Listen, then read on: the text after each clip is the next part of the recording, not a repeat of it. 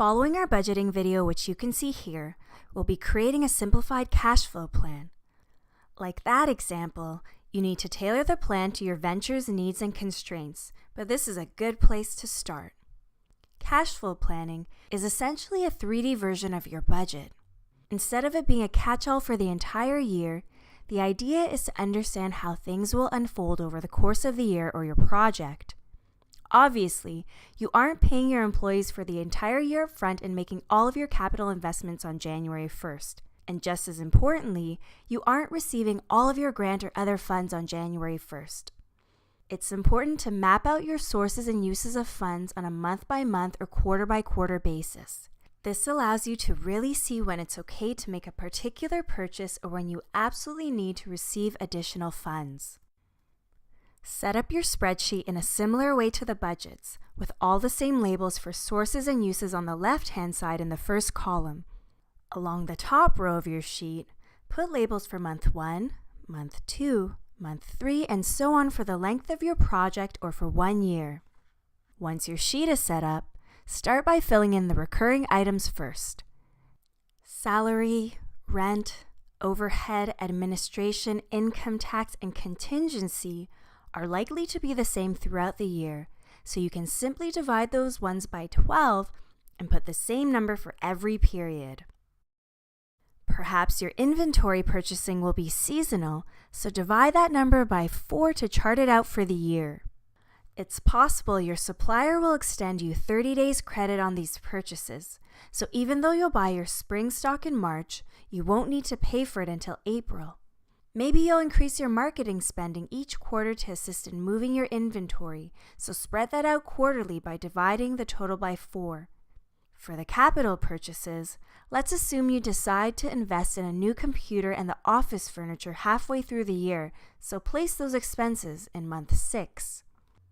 Assume your new training and development is related to using your new computer, so place those expenses in the month after the capital purchase is made. For the legal, it's possible you can simply divide them evenly throughout the period, but maybe you think you'll spend all of your legal dollars during a couple of specific times when you'll be negotiating contracts. Place those dollars according to what you anticipate happening. Now let's add in the anticipated sources of cash. For the loan you're getting, let's assume you receive in the 3rd month and you don't need to start making payments on it until after the first 6 months. From that point forward, record the monthly payments as cash outflows until the loan matures. The grant rules are important for this step. Is it a reimbursement grant, milestone-based, or time-based? Every grant is different, so be sure to understand what you've been approved for because you won't receive all of the funds at once before you've done anything. If it's reimbursement-based, take whatever amount the grant will pay. Say it's 25% of expenses and assume you'll receive in 6 to 8 weeks after you've spent the funds. Don't forget processing time and time for the grant organization to ask questions. Let's say you put in a claim at the end of each quarter, so you could probably place the funds as a cash inflow 2 months after the end of the quarter being claimed. Check with your grantor, as it may be faster or slower than this in reality. Now you should have a somewhat accurate representation of how your cash flow will fluctuate over the course of the year. Same as in your budget, you should total up your sources and uses of cash with a simple sum formula in each period. At the bottom of each period, add 3 rows. The first is beginning cash, the second is change in cash, and the third is ending cash. This allows you to see which months you're spending more than you're receiving, as well as when you may run out of cash. In the beginning cash row at the bottom of each month, make a formula that equals the ending cash balance from the month before. The first month will equal the cash balance from the end of last year. The second month will equal the cash balance from the end of the first month and continue for the rest of the months. You can just copy and paste the formula in the remaining cells across the row. The change in cash column is pretty intuitive to calculate. The sources total minus the uses total.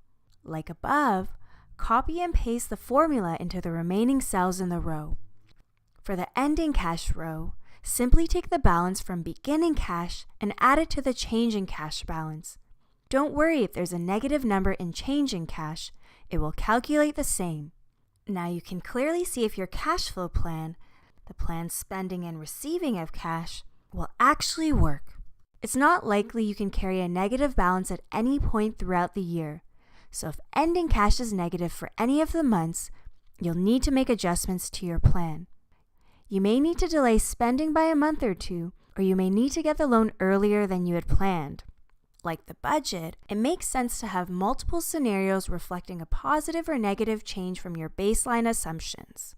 Your ultimate goal should be a positive cash balance in the ending cash throughout the year, so you know you have breathing room and won't need an emergency injection of cash to the venture. That's a situation that must be avoided because you never get ideal terms when you're in that position and you'll be under considerable stress. It could really hurt your momentum if suddenly you need to lay off staff or cut your marketing budget significantly. For example, if you see that month 6 will be tight, you could either plan to be very careful with your cash leading up to that month, or you can start seeking more cash now 6 months before you need it. That way, you have time to look around for the best terms and don't need to make any desperate decisions. And that's how you make a cash flow plan for the year. Again, it's important you question your assumptions, like when you were budgeting. In that activity, you needed to be careful not to underestimate the cost of things. In this activity, you need to be careful you don't assume you'll receive cash sooner than you actually will, or you'll be in the same stressful position we described above.